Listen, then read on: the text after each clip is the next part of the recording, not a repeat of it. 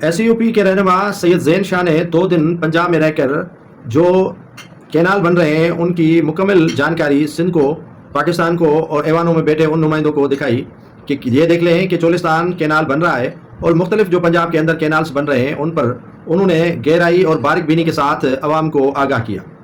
آج chief minister Sindh نے کہا کہ یہ ماڈل ہے اور صحیح طریقے سے زین شاہ وہ جگہ کا معائنہ کرواتے یہاں کینال بن رہے ہیں۔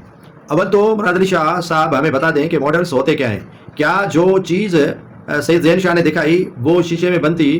کیا وہ چیز جو زین شاہ نے دکھائی ٹیبل پر رکھی ہوئی تھی؟ ماڈل کس کو کہتے ہیں؟ ہم تو ماڈل اس کو کہتے ہیں کہ جس کی مصنوعی ایک چیز بنا کر ٹیبل یا شیشے پر سجایا جاتا ہے، اسے ماڈل کہا جاتا ہے۔ اگر جو سرزمین پر جگہ دکھائی جائے تو اسے ماڈل نہیں کیا جاتا، اسے حقیقتاً ایک چیز دکھا دی۔ اگر مراد علی شاہ کا کہنا ہے کہ جگہ اوریجنل دکھا دے، یہ ماڈل کیوں دکھایا، تو مراد علی شاہ اپنے نمائندے کیوں نہیں وہاں بھیج رہے؟